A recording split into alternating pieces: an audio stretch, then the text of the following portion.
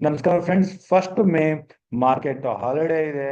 ಆದರೆ 30th April ಬುಧವಾರದ ದಿನ Nifty ಎಕ್ಸ್ಪೈರಿನಲ್ಲಿ Nifty flat ಆಗಿ ಓಪನ್ ಆಗಿ ದಿನವೆಲ್ಲ ಸೈಡ್ ವೈಸಲ್ಲೇ ಟ್ರೇಡ್ ಆಯಿತು.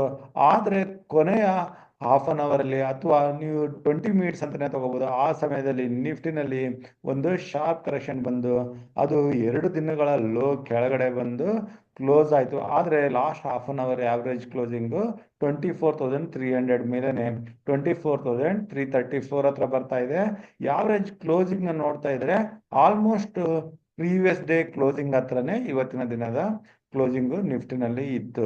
ಸೊ ಇದ್ರ ಜೊತೆಗೆ ನಾವು ಬ್ಯಾಂಕ್ ನಿಫ್ಟಿನ ನೋಡಿದ್ರೆ ಬ್ಯಾಂಕ್ ನಿಫ್ಟಿ 300 ಪಾಯಿಂಟ್ಸ್ ಕೆಳಗಡೆ ಬಂದು ಕ್ಲೋಸಿಂಗ್ನ ಕಾಣ್ತು. ಸೊ ಮಾರ್ಕೆಟಲ್ಲಿ ಕೊನೆ ಮಿನಿಟ್ಸ್ ಅಲ್ಲಿ ಬಂದ ಕರೆಕ್ಷನ್ಗೆ ಕಾರಣ ಅಂತಂದ್ರೆ ಇಂಡೋ ಪಾಕ್ ಮಧ್ಯೆ ಇರೋ Jio political issue.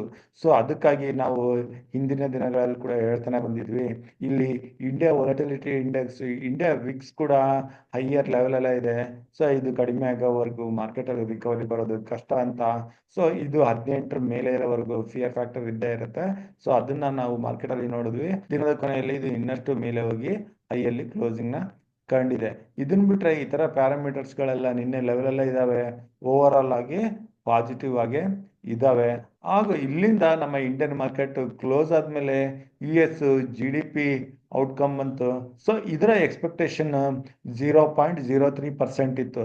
Actually previous time 3.1 ಇದ್ದಿದ್ದು ಅದು 2.4% ಆಗಿ ಬಂದಿತ್ತು. ಆದ್ರೆ ಈ ಕ್ವಾರ್ಟರ್ ಅಲ್ಲಿ 0.3% ಇತ್ತು, ಆದ್ರೆ ಬಂದಿದ್ದು -0.3% ಅಷ್ಟು. ಅದನ್ನ ನೀವು ಇಲ್ಲಿ ಮೇಲೆ ಬಾರ್ ಚಾರ್ಟ್ ಅಲ್ಲಿ ಕೂಡ ನೋಡ್ಬೋದು.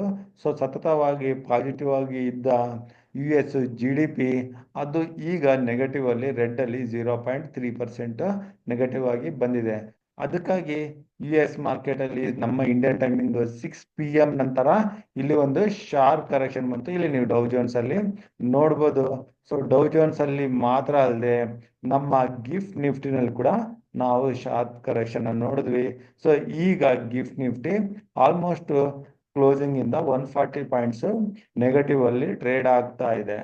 ಸೊ ಇಲ್ಲಿಂದ ಡೌ ಜೋನ್ಸ್ ಅಲ್ಲಿ ಸ್ವಲ್ಪ ರಿಕವರಿ ಕಾಣ್ತಾ ಇದೆ, ಹಾಗೂ ನಾಸ್ಡಾಕ್ ಅಲ್ಲಿ ಕೂಡ ಸ್ವಲ್ಪ ರಿಕವರಿ ಕಾಣ್ತಾ ಇದೆ. ಆದ್ರೆ ಇನ್ನು 2 ನೆಗೆಟಿವ್ ಅಲ್ಲೇ ಇದಾವೆ. ಇನ್ನು ನಾವು GDP ಬಗ್ಗೆ ಹೆಚ್ಚಿನದಾಗಿ ಹೇಳ್ಬೇಕು ಅಂತಂದ್ರೆ US ಅಲ್ಲಿ ರಿಸೆಷನ್ ಏನ್ ಫಿಯರ್ ಫ್ಯಾಕ್ಟರ್ ಇದೆ.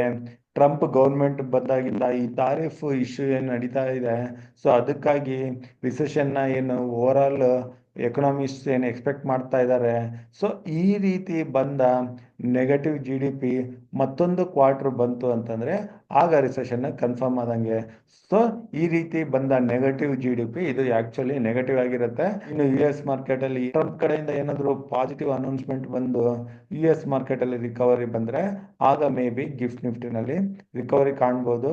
ಆ ಮಧ್ಯದಲ್ಲಿ ಏನಾದ್ರು ಇಂಡಿಯಾ ಪಾಕಿಸ್ತಾನ ಮಧ್ಯೆ ನಡೀತಿರೋ ಜಿಯೋ ಪೊಲಿಟಿಕಲ್ ಇಶ್ಯೂ ಏನಾದ್ರು ಹೆಚ್ಚಾದ್ರೆ ಅದರ ಇಂಪ್ಯಾಕ್ಟ್ ನಾವು ಮಾರ್ಕೆಟ್ ಅಲ್ಲಿ ನೋಡ್ತೀವಿ.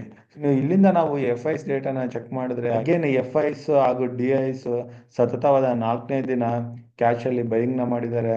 ಸೊ FIs ಮಾತ್ರನೇ ಅಲ್ಲದೆ DIs ಕೂಡ ಸತತವಾಗಿ ಇಂಡಿಯನ್ ಮಾರ್ಕೆಟ್ ಅಲ್ಲಿ ಬೈಯಿಂಗ್ ತೋರಿಸೋ ಸಲುವಾಗಿ ಹೆಚ್ಚಿನ ಕರೆಕ್ಷನ್ ನಾವು ನೋಡ್ತಾ ಇಲ್ಲ.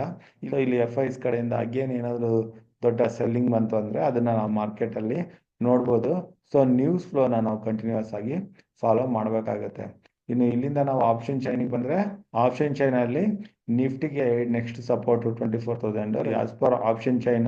ಇನ್ನು ನಾವು ಟೆಕ್ನಿಕಲಿ ಲೆವೆಲ್ಸ್ ನ ನೋಡ್ಬೇಕು ಅಂತಂದ್ರೆ ನಿಫ್ಟಿಗೆ 24,100 ಹತ್ರ 10 ಡೇ ಮೂವಿಂಗ್ ಅವರೇಜ್ ಬರುತ್ತೆ. ಸೊ ಅಲ್ಲಿಂದ 24,000 ಹತ್ರ ಸೈಕಲಾಜಿಕಲ್ ಸಪೋರ್ಟ್ ಇದೆ. 24,000 ಬ್ರೇಕ್ ಆಗಿ ಕೆಳಗಡೆ ಬಂದ್ರೆ 23,800 ಅಥವಾ 750 ಲೆವೆಲ್ ವರೆಗೂ ನಿಫ್ಟಿ ಬರೋ ಚಾನ್ಸಸ್ ಇರುತ್ತೆ. ಸೊ ಟೆಕ್ನಿಕಲಿ ನೋಡ್ತಾ ಇದ್ರೆ ನಾವು ಸದ್ಯಕ್ಕೆ ಶುಕ್ರವಾರ ದಿನ ಯಾವುದೇ ಕಾಲ್ ಪೊಸಿಷನ್ ತಗೊಳ್ಳೋದು ರಿಸ್ಕಿ ಅಂತ ಇಲ್ಲಿ ಕಾಣಿಸುತ್ತೆ. ಅದೇ ರೀತಿ ಬ್ಯಾಂಕ್ ನಿಫ್ಟಿನಲ್ಲಿ ಕೂಡ ಓನ್ಲಿ ಪುಟ್ ಪೊಸಿಷನ್ ತಗೊಳ್ಳೋದ್ರ ಬಗ್ಗೆ ನೋಡ್ಬೋದು. ಇಲ್ಲಿ ಬ್ಯಾಂಕ್ ನಿಫ್ಟಿನಲ್ಲಿ 54,600 ಕೆಳಗಡೆ ಮಾತ್ರನೇ ನಾವು ಪುಟ್ ಪೊಸಿಷನ್ ತಗೊಳಕ್ಕೆ ನೋಡೋಣ. 54,600 ಕೆಳಗಡೆ ಬ್ಯಾಂಕ್ ನಿಫ್ಟಿ ಬರೋಕೆ ಶುರು ಆದ್ರೆ ಇಲ್ಲಿಂದ 1000 ಇಂದ 1200 ಪಾಯಿಂಟ್ಸ್ ಕರೆಕ್ಷನ್ ನಾವು ನೋಡ್ಬೋದು. ಸೊ ಬ್ಯಾಂಕ್ ನಿಫ್ಟಿನಲ್ಲಿ 54,600 ಕೆಳಗಡೆ ಮಾತ್ರ ಪುಟ್ ಪೊಸಿಷನ್ ತೊಗೊಳಕ್ಕೆ ನೋಡ್ಬೋದು.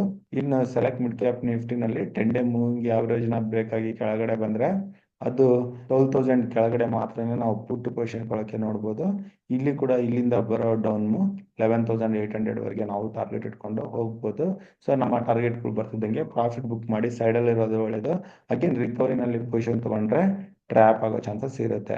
ಸೊ ಈ ರೀತಿ ನಾವು ನಿಫ್ಟಿ, ಬ್ಯಾಂಕ್ ನಿಫ್ಟಿ ಹಾಗೂ ಸೆಲೆಕ್ಟ್ ಮಿಡ್ ಕ್ಯಾಪ್ ನಿಫ್ಟಿನಲ್ಲಿ ಶುಕ್ರವಾರ ದಿನ 2 ಮೇ ಟ್ರೇಡ್ ಮಾಡೋದ್ರ ಬಗ್ಗೆ ನೋಡ್ಬೋದು. ನಾನು ಕೊಟ್ಟಿರೋ ಲೆವೆಲ್ಸ್ ಬಗ್ಗೆ ನಿಮ್ಗೆ ಏನಾದರೂ ಡೌಟ್ಸ್ ಇದ್ರೆ, ಏನಾದರೂ ಕ್ಲಾರಿಫಿಕೇಶನ್ಸ್ ಬೇಕಾಗಿದ್ರೆ ನೀವು ನನಗೆ ಡೈರೆಕ್ಟ್ ಆಗಿ ಕಾಂಟ್ಯಾಕ್ಟ್ ಮಾಡ್ಬೋದು. ನನ್ನ ನಂಬರ್ 9845822716. ಸೊ ಇಷ್ಟು ಹೇಳ್ತಾ ಇವತ್ತಿನ ವಿಡಿಯೋ ಇಲ್ಲಿಗೆ ಮುಗಿಸ್ತಾ ಇದ್ದೀನಿ. ನನ್ನ ಮುಂದಿನ ವಿಡಿಯೋ ಬರೋವರೆಗೂ ನಿಮಗೆ ನನ್ನ ಕಡೆಯಿಂದ ಧನ್ಯವಾದಗಳು. Thank you.